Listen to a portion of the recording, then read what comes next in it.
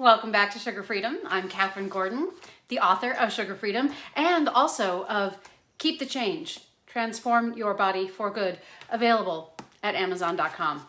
Today's topic and the Freedom Friday topic for the next 52 weeks, because I am committing to spending the year with you talking about how to get off of sugar in order to lose a lot of weight and keep it off forever.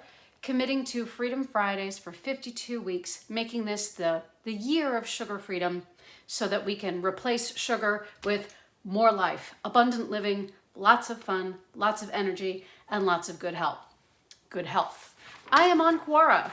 I'm on Quora as Catherine Best Gordon. I'll put a link in the description on Quora questions, and I answer questions on Quora, and the question that I get the most is, how do I lose a lot of weight fast? Well, that's not necessarily my biggest area of expertise. My most important area of expertise is how to lose a lot of weight and keep it off forever. For me, I overcame obesity more than 12 years ago. 2008, finally figured out how to reduce sugar and change the way I exercised, change the way I trained in order to complete losing 70 pounds. And I'm happy to say that I've never gained it back. And I'm so lucky in that when I had Gordon Studio, my fitness studio, I got to work with a bunch of people who did the same. I used to run transformation contests. And let's get back to this question of how to lose a lot of weight fast, sugar-free meal plans. The number one thing that we did, that I helped them with, was how to put together a sugar-free meal plan that worked for them, because eliminating sugar from the diet, abstaining from sugar and grains, processed vegetable oil, and most starchy vegetables allowed them to release weight, release fat fast. Usually, and actually in this book there's some stories from some of the gals who I worked with, typically what we saw among people doing a sugar strike or a sugar-free program for the first time, what we would see is over the course of the 3-day sugar elimination diet, we would often see a weight loss of 5 pounds. Now, please understand that I understand that most of that was water inflammation. A ketogenic diet, because the sugar strike is a ketogenic diet, 20 grams or less of carbohydrates per day, is going to have a diuretic effect, which is why it's really important. I demonstrate sugar freedom. I don't recommend it as a professional. You need to talk to your doctor or a nurse. Oh, wait, able to stay on the plan over the holidays? Good. Yes, it does. It helps keto and carnivore, and you can add carnivore in if you need to. If you need extra appetite management, it really does help you to manage your appetite. And the greatest thing, the most important thing about Atkins, sugar freedom, Whole30, carnivore, is that one of the reasons that I find that I eat less on it, the reason that you eat less is because you want less. The most important thing I can tell you, I think, is that if you think about your ability to eat, it's like a mountain or an iceberg, and the part above the iceberg is like your conscious mind, and then the rest underneath is your subconscious mind, which is your hunger, your appetite, your drives. Well, keto, Atkins, sugar freedom, carnivore, they manage those drives that are underneath the surface. So the question is, how much weight could you lose if you weren't hungry all the time? How much weight could you lose if you were easily satisfied? And that is what these meal plans do for you. Once you get through, in my experience and in the experience of the clients that I've worked with, generally it takes about 3 days to get through that craving period to make the shift to a ketogenic nutritional approach and to get what I call this, they used to call it, actually they still call it the Atkins euphoria. It's like, you've heard of the sugar high? Well, this is the high you get from getting off of sugar. Inflammation drops, energy rises, and you feel fantastic. And I'm feeling fantastic today, and so I'm going to share with you the exact menus that I've been using recently, today, yesterday, in order to get to the sugar freedom feeling, which is this wonderful feeling of energy, optimism, enthusiasm for life. It's fantastic. All right, so let's go ahead and get to this sugar-free meal plan, and I'll go ahead and post a picture of this in the description when I'm done with the live video. So I've got it all here, and I input my food on fitday.com. This is a completely free tracker. Go to fitday.com, get a free account. They put advertisements on it, but they're not that obnoxious. And once you kind of get used to using this tracker, it's fantastic because you'll see that you've got a list of all your foods that you've eaten, and then you've got really important information, which is your calories, your fat, your carbs, and your protein. There is also a nutrition breakdown on this, so you can actually figure out the RDA for everything you're eating, and if you are deficient in a nutrient, you could take a supplement or talk to your doctor or nurse practitioner about supplementing and making sure you get all of your nutritions. All right, let's really dive in to what is on this menu today. And this is the one, this has got a little bit more, here we go. This is the one that I want. So we've got, let me start at the top. We do have a couple of slices of bacon. We've got 8 ounces of top sirloin eaten throughout the day. I enjoy eating twice a day. If you want to eat 3 times a day, that's fine. You would just simply split up this food at 3 meals instead of 2. I only need 2, so that's all I eat. So you've got a little bit of bacon, you got your top sirloin, butter, 2 pats of butter. This is a really good tip I want to share for you. What kind of fat do we use when we cook Sugar Freedom style or when we cook Atkins or keto style? We're not going to be using processed seed oils. We're not going to be using canola. We're also not going to be heating olive oil to high heat. So what do we use instead? I'll tell you what I use. I use good old-fashioned butter, but what I do is I'll take a pat of butter, I'll put it in the pan, whether I'm going to do my eggs or whether I'm going to do my steaks or some chicken, and I'll get it going, I'll get it cooking, or even my vegetables, and if things start to stick to the pan, all I do is pour in some organic chicken broth. So you've got a little bit of butter to get you going on sauteing or on cooking. And if things start to stick, you just go in with that chicken broth. Because one of the things that I have learned going from obese to lean and healthy is that as you get closer and closer and closer to that healthy weight, to that lean weight, as you start to get to around, 28, 27% body fat for women who are over 30, as you get leaner, you do need to start thinking about how much you're eating.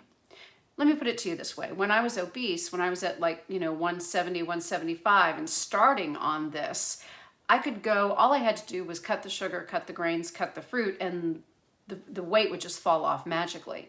But as I got leaner and leaner and leaner and leaner, and as I've gotten older, I have to be more sophisticated about how much I eat. I don't have to worry about going hungry or starving or any of that, but I do have to manage how much fat I use. And the way I manage that is just do that 1 pat of butter, and then if things stick in the pan, add the chicken broth, add your broth, things unstick, way to go, and you've got good management over how much fat you're using. You could use coconut oil, you could use avocado oil, you could also use olive oil if you don't heat it too high. Use a tablespoon of olive oil, half a tablespoon of olive oil, and then add broth as needed. Really good tip for managing how much fat you're doing, even on a ketogenic approach. All right, so we've talked about the butter, red cabbage, that's going in my salad. We've got cream that goes in my coffee. We've got eggs. I had 3 eggs yesterday, gonna have 3 today. I love eggs. We can talk about cholesterol later. Olive oil for my salad, raw spinach, which was at breakfast, salsa, 2 tablespoons of salsa, and here's the best part. I eat a dessert most days. Yes, I make a dessert, and it is so delicious. I make it just with some cream, a little bit of cream cheese, a little bit of butter, and I cream that together, and then I put in about a tablespoon of unsweetened cocoa powder, cream that together, and then the stevia, liquid stevia, English toffee flavor is what I use for the sweetness, or you could use any plain liquid stevia, or xylitol or erythritol if you find stevia to be bitter. And then I serve that with sugar-free Jell-O or sugar-free snack pack gels. I don't do this all the time, but one of the things that I have found is that if I know I can have a ketogenic dessert, if I know I can have my sugar-free gelatin with my lovely, so basically that recipe is going to make you like a couple of truffles. So you just round them up and then you just put them in the freezer for a little while, not too long or they'll get too hard. Then you've got this lovely little cup of Jell-O and your chocolate truffles, and oh my goodness, it's so good. And it's funny, it gives me that sense that I'm not being deprived at all. I understand that many people find stevia or these sweeteners to be bitter, so you could use erythritol or xylitol instead, just not sugar, and probably not Splenda or NutraSweet if you don't mind. Although I do have to admit that in the Kraft Jell-O, that is going to be sweetened with NutraSweet, so I do go easy on it. But it's a great way, especially if you're getting off of a lot of sugar or you're getting off of holiday eating. If you find that you need just that something sweet, that dessert to help you make that transition, I am not going to judge because I do it myself. Eventually, say if I had like a photo shoot coming or if I was doing a show or something like that and I was really trying to tighten everything up, I would go ahead and eliminate that dessert. When I do eliminate that dessert, that brings in, I get a lot of food at an even lower amount of calories. I've got another meal plan up here that's got the top sirloin, but you could do chicken or pork instead. Eggs, butter, cabbage, red leaf lettuce, squash. I love zucchini squash, and cucumber in the salad. And that's coming in at just 1,169 calories, 87 grams of fat, 8.6 grams of carbohydrate, and 83 grams of protein. Let's talk about macros. I got to do keto gains with Luis Villaseñor a couple of years ago. Oh my goodness, did I get lean. It was incredibly difficult. You trained 5 days a week in the gym. I don't know when I worked so hard in the gym, but man, oh man, did I get lean. And one of the things that is different about Luis's program is it's higher in protein and it's lower in fat. It's more of a bodybuilder's program. Oh my goodness, it really does work, but it was hard. Luis's program flips the protein and the fat. So you'd be having, for me, about 110 grams of protein a day and about 85 grams of fat and lower in calories. I did find it a little bit, the discipline was a little bit hard. I did find myself hungrier on that program. But if you are somebody who's been doing really well and you've hit a stall and you want to get at that last 5 pounds, that might be the way to go, that your macros would be a little bit higher on the protein, a little bit lower on the fat, but continuing to keep those carbohydrates at less than 20 grams per day. So that, I think, is the most important thing that I can offer on this channel and in my writing and on Sugar Freedom is what do these meal plans look like that are keeping you at 20 grams of carbohydrate per day or less. And then if that's working well for you and you want to transition out of that into going more of a low carb instead of ketogenic, how do you add back so that the wheels don't fall off and you don't get hungry again? Well, how do you do that? I'm going to tell you right now. So your first 3 days on the sugar strike are going to be no sugar, no grains, no processed vegetable oils, but also no fruits, no nuts. Your dairy is just going to be some cream for your coffee, and if you're going to do that dessert, a little bit of the cream cheese and the cream for the dessert. But you're not going to be eating yogurt and things like that, which you might later on if you want to mix up your breakfasts and things like that. Holding those carbohydrates to 20 grams per day or less, staying away from even the low sugar fruits so you can get that wonderful ketogenic feeling, get the energy, get that appetite control. But to transition, if you want to transition out, what do you do? Well, what I do in Sugar Freedom, which is in the program at sugarfreedom.com, is this is when you would start to add back, for example, 1 serving of low sugar fruit per day. And my favorite low sugar fruit would be berries, strawberries, blueberries, all of those. And then also I like Granny Smith apples. And if you're careful, pears, but one of the best would be all of the melons tend to work really well for what would be the low sugar fruit that you would add back. If you add back the low sugar fruit and you find that your appetite is coming back and you're not doing as well, just pull it back out. And the way that I do that is very often my lifestyle program could be in the morning, a piece of fruit and a couple of eggs one of the things that I change when I'm not eating fruit is I'm going to replace that fruit with mixed sauteed vegetables. And they taste so delicious. They're so fantastic. Once you get off of sugar, those vegetables in the morning, I love to have them with a little bit of just red salsa. Oh my goodness, it's just so good. And it doesn't make me tired. It doesn't slow me down. It doesn't mess with my insulin levels. Get on with your day. All right, so that's talking about that transition from the sugar strike, ketogenic, going to more sugar freedom, adding a few fruits back to your eating program. So we've talked about the sugar-free meal plans, and like I said, I will post these pictures so that you can see exactly what's in them on my channel, and then also at catherinetraining.com. The next thing I do want to talk about before I leave you is if you want to lose weight and if you want to lose fat and if you want to keep it off, is the understanding that training is going to be involved. The most important thing that allowed me to lose the 70 pounds and keep them off for years and years now is that I have continued to train. And I think the big secret with learning how to train to make it part of your life is don't make it too long, too boring, or too complex. Add in things that are fun, but at the very basic level, if you're trying to lose a lot of fat and change your body composition, resistance training is going to be necessary. And it really is simple. Luis Villaseñor, who does Keto Gains, so many different trainers, myself, you can just start with the simple 5 exercises: the squat, the Romanian deadlift, the row, the push-up, a one-legged exercise, and possibly a plank. So what we need to understand about resistance exercise is that it's not going to be faddish, it's not going to be new, it's not going to be the latest thing. It's going to be those same exercises that bodybuilders and actors and dancers have been doing for years and years and years and years. And it's those compound exercises that make you stronger. I like to do supersets on Mondays, Wednesdays, and Fridays. 3 different supersets. So here's the simplest way that I do it. Squats and push-up.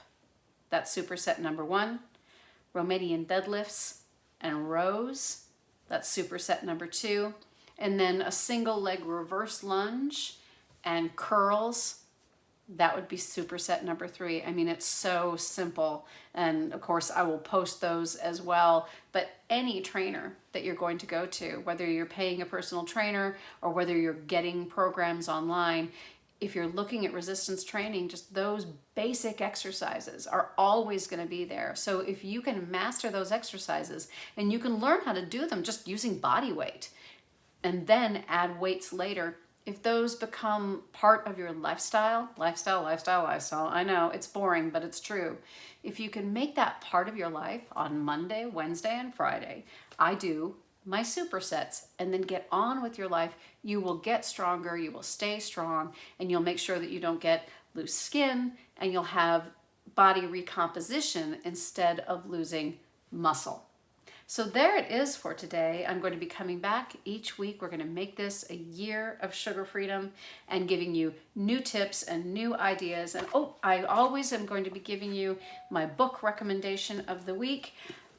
Gary Taubes has come out with his new book, The Case for Keto, which I have not finished yet. I've just started it. So I'm going to recommend one that I've read over and over and that I recommend to all of the people I've worked with.